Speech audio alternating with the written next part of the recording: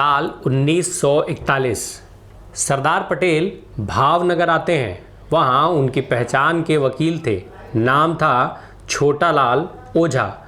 ओझा के परिवार से मिलने पटेल उनके घर पहुँचते हैं। उनके बेटे को देख उससे कहते हैं उनके जैसे पढ़े लिखे युवा को देश की स्वतंत्रता आंदोलन में हिस्सा जरूर लेना चाहिए।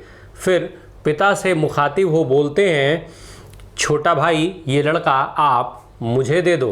पिता पटेल के इस प्रस्ताव को स्वीकार कर लेते हैं। इस लड़के का नाम था घनश्याम ओझा, जो आगे चलकर गुजरात का मुख्यमंत्री बना।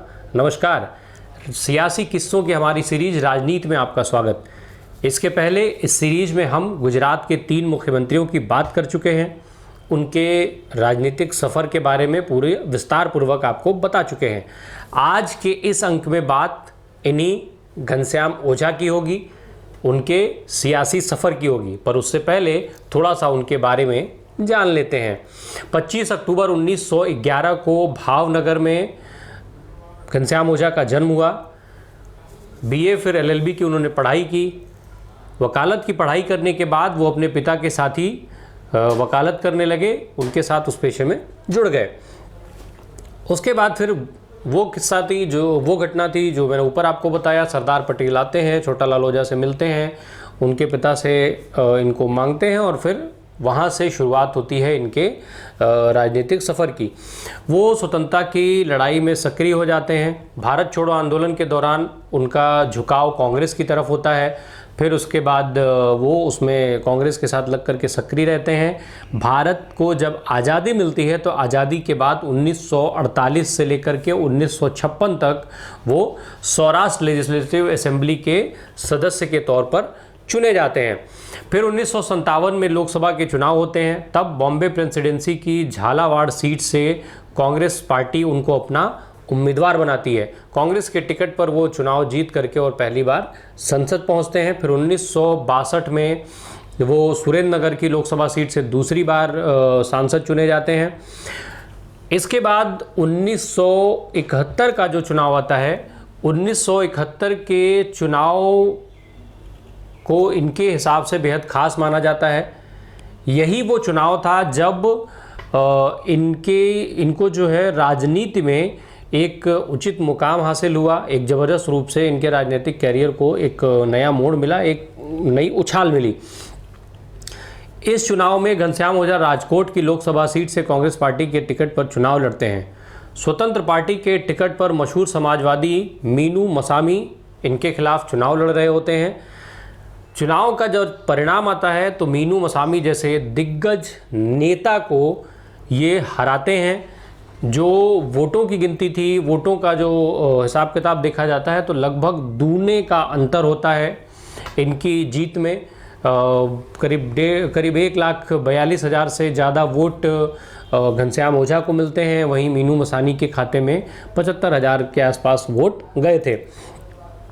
ये वो चुनाव था जब घनश्याम ओझा को न केवल कांग्रेस पार्टी की नज़र में घनश्याम ओझा आते हैं, बल्कि वो इंदिरा गांधी के नज़र में भी आ जाते हैं और इंदिरा गांधी के नज़र में उनका महत्व बढ़ जाता है।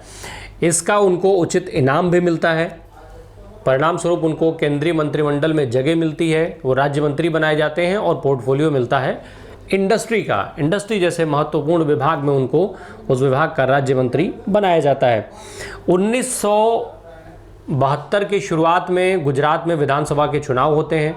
वजह थी हितेंद्र देसाई का इस्तीफ़ा। जो वहाँ पे तमाम राजनीतिक घटनाक्रम चल रहे थे उसको लेकर के हितेंद्र देसाई का इस्तीफ़ा होता है, जिसके बाद वहाँ पे चुनाव होते हैं। चुनाव में जिस समय वहाँ पे गुजरात में चुनाव होते हैं उस समय कांग्रेस में बंटवारा हो चुका था। कांग्रेस 2 फाड़ हो चुकी थी, कांग्रेस ओ और कांग्रेस आर। कांग्रेस ओ यानी जो ऑर्गेनाइजेशन, जो संगठन था वो, जिसके मुखिया थे मोरारजी देसाई, और कांग्रेस आर यानी रूलिंग, जिसका नेतृत्व कर रही थी इंदिरा गांधी। इसके अलावा उस समय गुजरात में एक तीसरा फ्रंट भी था, तीसरा मोर्चा था जो स्वतंत्र पार्टी के रूप में। स्वतंत्र पार्टी उस समय का जो चुनाव के पहले वो उस पिछले चुनाव में मुख्य विपक्षी दल के तौर पर उभर करके आई थी। जब ये चुनाव होते हैं विधानसभा के, इस चुनाव का जो परिणाम आता है वो बेहद चौंकाने वाला आता है। मुख्य विपक्षी पार्टी रही स्वतंत्र पार्टी इस चुनाव में एक भी सीट जीतने में कामयाब नहीं होती है। 46 सीटों पर चुनाव लड़ी थी, उस 46 सीटों में से 42 सीटें जो थीं, उस सीटों पर स्वतंत्र पार्टी के उम्मीदवार की जमानत तक जब्त हो गई थी। 168 सीटें उस विधानसभा में थीं, 168 विधानसभा सीटों के लिए चुनाव हुआ था, उसमें से स्वतंत्र पार्टी के हिस्से में एक भी सीट नहीं आती है। इसके अलावा कांग्रेस ओ को भी ज़बरदस्त रूप से हार का सामना करना पड़ता है, मात्र 16 सीटें उसके खाते में आती हैं और कांग्रेस आर जो है वो प्रचंड बहुमत के साथ सत्ता में लौटती है। इस समय चूँकि गुजरात की राजनीति में मोरारजी देसाई का दखलंदाजी हमेशा से रही थी, चिमन भाई पटेल उस समय मौसम विज्ञानी साबित हुए थे। उन्होंने कांग्रेस ओ का साथ छोड़ करके और वो कांग्रेस आर के साथ जुड़ गए थे। साथ ही साथ जो विधायक हुए थे उस समय पे, उनमें बड़ी संख्या में विधायक ऐसे थे जिनके चिमन भाई पटेल से ताल्लुकात बहुत अच्छे माने जाते थे। ऐसे में चिमन भाई पटेल को ये भरोसा था कि हो न हो मुख्यमंत्री तो वही बनेंगे, दूसरा कोई उनके टक्कर में भी नहीं आता। पर जब मुख्यमंत्री के नाम का ऐलान हुआ तो चिमन भाई पटेल को ऐसा लगा जैसे उनको ठग लिया गया हो। इंदिरा गांधी ने उस समय चिमन भाई पटेल को मुख्यमंत्री न बना करके घनश्याम ओझा को गुजरात का मुख्यमंत्री बना करके गुजरात भेज दिया। ओझा के लिए ये बात कही जाती है कि जिस समय उनको गुजरात का मुख्यमंत्री बना करके गुजरात भेजा गया, उस समय वो जो उनकी पार्टी के विधायक थे उनमें से केवल 6 विधायकों को वो जानते और पहचानते थे, बाकी वो किसी विधायक से उनकी कोई जान पहचान नहीं थी। बहरहाल घनश्याम ओझा गुजरात के मुख्यमंत्री बना दिए जाते हैं। चिमन भाई पटेल को यह लगने लगता है जैसे इंदिरा गांधी और कांग्रेस पार्टी ने उनको नज़रअंदाज कर दिया था। चिमन भाई पटेल अपने इस नज़रअंदाज किए जाने से नाराज़ होते हैं और फिर शुरू होती है सियासी उठापटक। जो सियासी उठापटक गुजरात के शुरुआती दौर से, जब से गुजरात बना 1960 में, गुजरात बनने के बाद से ही लगातार वहाँ पर सियासत में उठापटक जारी रही और वो इसमें जब प्रचंड बहुमत के साथ कांग्रेस आर सत्ता में आई तब भी वो सियासी उठापटक जो है वो चलती रही। रत्तू भाई अडानी उस समय कांग्रेस पार्टी के गुजरात के प्रदेश अध्यक्ष थे। उनका कार्यकाल उसी साल समाप्त होता है। रत्तू भाई अडानी के कार्यकाल के समाप्त होने के बाद वहाँ पर प्रदेश अध्यक्ष के लिए चुनाव होने होते हैं।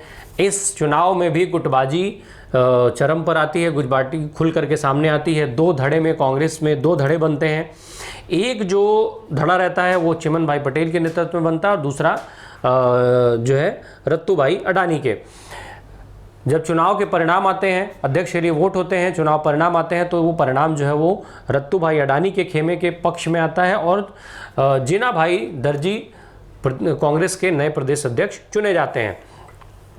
पर कुछ ही समय के बाद जिना भाई दर्जी, चूँकि जो कांग्रेस में संगठन में जो वर्चस्व है, उस वर्चस्व को कायम रखने के लिए रत्तू भाई और जिना भाई के बीच में भी रार होने लगती है। दोनों संगठन पे अपना अपना प्रभुत्व जमाने में लग जाते हैं।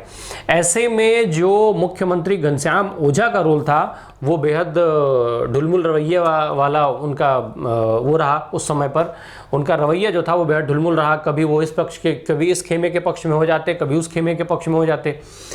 आगे चल के 1972 के अंत में दिसंबर महीने में धीरे धीरे करके जिना भाई दर्जी घनश्याम ओझा को ये समझाने में कामयाब हो जाते हैं कि जब तक चिमन भाई पटेल आपके कैबिनेट में हैं तब तक आप सरकार में स्थायित्व नहीं बना सकते हैं, तब तक ये जो सियासी उठापटक है उसको आप ख़त्म नहीं कर पाएंगे। ऐसे में घनश्याम ओझा उनकी बात से कन्विंस हो जाते हैं और फिर चिमन भाई पटेल को वो मंत्रिमंडल से बाहर करते हैं। मंत्रिमंडल से जो पोर्टफोलियो था उनका, उस समय उनके पास उद्योग का पोर्टफोलियो वापस लेकर के उनको मंत्रिमंडल से बाहर का रास्ता दिखाते हैं। ये उनके सियासी जीवन की बड़ी गलती के तौर पर देखा जाता है, इसे उनके सियासी जीवन की बड़ी गलती माना जाता है। फिर 27 जून 1973 को घनश्याम ओझा की सरकार के खिलाफ अविश्वास प्रस्ताव लिखा जाता है। इसमें चिमन भाई पटेल के साथ साथ गुजरात के कई बड़े जो व्यापारी थे वो भी सम्मिलित होते हैं। इसमें चिमन भाई पटेल के अलावा 69 विधायकों के हस्ताक्षर इस अविश्वास प्रस्ताव पर होते हैं। फिर इसकी जानकारी घनश्याम ओझा तक पहुंचती है। घनश्याम ओझा जो है वो यहाँ पे अपना इस्तीफ़ा न दे करके और वो एक चाल चलते हैं, वो अपना इस्तीफ़ा लिख करके और फिर दिल्ली पहुंच जाते हैं। उनको ये लगता है कि चूँकि उनकी सरपरस्त इंदिरा गांधी रही थी तो उनको लगता है कि इंदिरा गांधी उन्हें एक बार फिर बचाएंगी, पर इस बार ऐसा नहीं होता है। इंदिरा गांधी गुजरात की राजनीति से भली भांति वाकिफ़ थी और इस बार वो बिल्कुल आराम से उन्होंने घनश्याम ओझा का इस्तीफ़ा स्वीकार कर लिया। घनश्याम ओझा की जो सरकार थी 16 महीने उनकी सरकार चली। 17 जुलाई 1973 को उनको अपनी कुर्सी छोड़नी पड़ी। इसके बाद फिर चिमन भाई पटेल गुजरात के मुख्यमंत्री बनते हैं। इसकी बात अगले अंक में। 25 जून 1975 को देश में आपातकाल लागू होता है। आपातकाल के समय में जिस समय इंदिरा गांधी तमाम बड़े बड़े नेताओं को उन्होंने जेल भिजवाया, किसी को नज़रबंद करवाया, किसी को तमाम तरीके से जो पाबंदियां लगाई गई। इसके अलावा जो मीडिया थी, मीडिया पर भी ज़बरदस्त रूप से पाबंदियां लगाई गई। उस समय पर भी जिस समय कांग्रेस पार्टी के जो नेता थे, विधायक थे, सांसद थे, वो ज़्यादा डरते थे वनस्पत विपक्ष के, वैसे समय में घनश्याम ओझा ने इंदिरा गांधी का विरोध किया। विरोध के स्वरूप उन्होंने कांग्रेस पार्टी से इस्तीफ़ा दे दिया, जिसके बाद उनको उनके ही घर में नज़रबंद कर दिया गया। आपातकाल हटने के बाद ओझा ने मोरारजी देसाई की नेतृत्व वाली जनता पार्टी की सदस्यता ली। वो जनता पार्टी के सदस्य हो जाते हैं। फिर मोरारजी देसाई उनको 1978 में राज्यसभा भेज देते हैं। 1984 में घनश्याम ओझा का राज्यसभा का कार्यकाल खत्म होता है। इसके बाद वो सक्रिय राजनीति से दूर हो जाते हैं। फिर 12 जुलाई साल 2002 को वो इस दुनिया से रुखसत हो जाते हैं। उनका निधन हुआ 12 जुलाई 2002 को। घनश्याम ओझा का जो राजनीतिक सफ़र था वो एक तरफ जहां लोकसभा में रहते हुए उनको बेहद प्रसिद्धि मिली, वहीं वो गुजरात के विधानसभा सदस्य जब हुए, गुजरात में जो मुख्यमंत्री हुए, तो वो कार्यकाल उनके लिए किसी विशेष उपलब्धि से भरा नहीं रहा। हालांकि उनको बेहद सरल स्वभाव का माना जाता था। कहा जाता है कि बेहद जो वो थे घनश्याम ओझा बेहद सरल स्वभाव वाले व्यक्ति थे, बेहद सरल स्वभाव वाले नेता थे। उठापटक की राजनीति उनके समझ से परे थी। लोकहित और देश हित उनके लिए सर्वोपरि था। घनश्याम ओझा जिस समय लोकसभा के सदस्य थे, सांसद थे, लोकसभा में घनश्याम ओझा बोलते हुए देश के युवाओं से ये अपील करते हैं कि बड़ी संख्या में लोग भारत के साथ जुड़े, भारतीय सेना के साथ जुड़ करके युद्ध करें। इसके अलावा वो संदेश वो वहाँ बैठे तमाम नेताओं के लिए भी देते हैं। उसी समय विपक्ष के एक नेता द्वारा उनके ऊपर कमेंट किया जाता है कि घनश्याम जी, पहले आप जो संदेश दूसरों के लिए दे रहे हैं वो पहले आप अपने ऊपर लागू कर लें, फिर उसके बाद दूसरों के लिए संदेश दें। जैसे ही वो नेता ये कमेंट करता है, तुरंत उसी विपक्ष में बैठे हुए लोहिया खड़े होते हैं और उस नेता के कमेंट का जवाब देते हुए कहते हैं, जहाँ तक मुझे जानकारी है और ये पुख्ता जानकारी है कि घनश्याम ओझा जो बात कह रहे हैं उस पर वो पहले ही अमल कर चुके हैं। दरअसल घनश्याम ओझा के बड़े बेटे जो पेशे से डॉक्टर हुआ करते थे, वो उस समय तक भारतीय सेना ज्वाइन कर चुके थे। घनश्याम ओझा के बेटे के भारतीय सेना ज्वाइन करने के बाद घनश्याम ओझा ने संसद में ये बात कही, जो कहीं ना कहीं उनके मूल्यों को दर्शाता है। साथ ही ऐसा बहुत कम देखने को मिला जब लोहिया कांग्रेस के किसी नेता के पक्ष में खड़े हुए हों, पर ऐसा घनश्याम ओझा के साथ हुआ था।